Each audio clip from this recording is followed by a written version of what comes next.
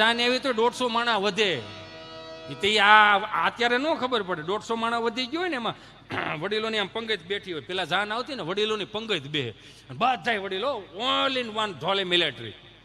એમાં કરશન દાદા કદાચ આવી રીતે આમ કરીને આમ ઉભા એ સલાવો બસ આટલું જ કહેવાય. 3 દીથી અગાઉ સોવણી પહેરી લીધી હોય. સલાવો કેવા હાટું 3 દી અગાઉ સોવણી પહેરી હોય. મારે ત્યાં જવું પડે. તમને શું ખબર હોય ગામના રોવડા હું સંભાળું.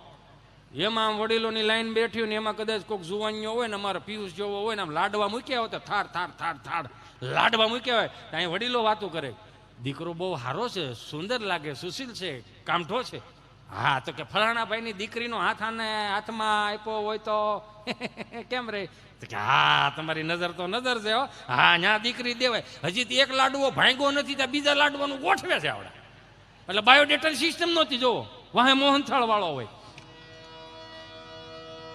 કે આ દીકરો તો કે એ તો સુરેજ છે. શું કરે છે? હીરા કહે છે. એમ તો કે દીકરીને હાથ આપ્યો હોય તો ત્યાં વળી બીજા દાદા બોલે દીકરીને દેરિયા જેઠિયા વધારે થાય. હે આ દીકરીને દેરિયા જેઠિયા વધારે થાય કા એ હાથ ભાઈઓ છે, આ વસ્તેરો છે, ત્યાં ન દેવાય. ત્યાંથી વળી ત્રીજા બોલે કોઈક માતાજીના ભૂ છે અમારા સુને મઠે સુની તલવાર પડી લઈ દેજો તમ તાર બાકાજી કે ઉકાભાઈ બોલાવી દેજો પોહા એટલા રાખજો પણ મારે ભરો દીકરી ન્યા જ દેજો. બોલો ત્યાં એમાંય બાકાજી કે બોલાવી નાખે. એમાં પછી ફેરફેર વાળા ને ડાળ વાળા ને પાણી વાળા ને એ થોડાક વાહે રહી ગયા. ત્યાં વડીલોએ સળું કરી લીધી હતી. એનો વર્તાવ હજી થોડોક ક્યાંક ક્યાંક દેખાય છે પણ એ થઈ જાય બધાનું હવનું સારું થાય મારો રામ ભલું કરે. ત્યાં બુફે આવી ગયા. બુફે આવી ગયા એટલે જો કોણ કોણ ખાઈ ખાઈને કોણ વી ગયું કઈ હેડ જ નથી ઉઠતી. બોલું પંગતમાં બેઠા હોય તો ખબર તો પડતી કે ફલાણો ભાઈ જમવા બેઠો એમ. અત્યારે કોણ ખાઈને વી ગયું નીકળી જ નથી આવતું. લ્યો અને થયું છે એવું. જો ભેહું બેઠી બેઠી ખાય, માણા ઊભો ઊભો ખાય. આ સગવડતાને નામે હો. ભેહું બેઠી બેઠી ખાય, માણા ઊભો ઊભો ખાય.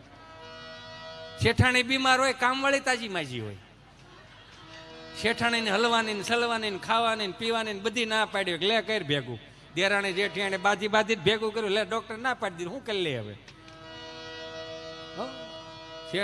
શેઠાણી બીમાર ને કામવાળી તાજી માજી એટલા માટે કે આખા ઘરનો ઢોળો એ કરતી હોય. શેઠાણીના ભાગનું સોરે સોરે 2 ચમચી ઘી ખાઈ જાય લ્યો એટલે તાજી માજી. શું છે એવું સુખના ખટારા ઠલવી દીધા. એમાં આપણે ભરમાઈ ગયા બધા. 3જે માળે રહે ત્યાંથી દોરી નીચે નાખે. માવડિયું દોરી નીચે નાખે અને દોરીને હેઠે પછી એક થેલી ટાંગી હોય. બકાલા વાળો બકાલો નાખી દે ને પછી દોરીને સિંહી લે. શીશી લે.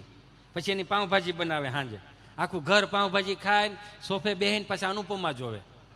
જીવનમાં જાણવા જેવું અનુપમા જ આવે ને. અનુપમા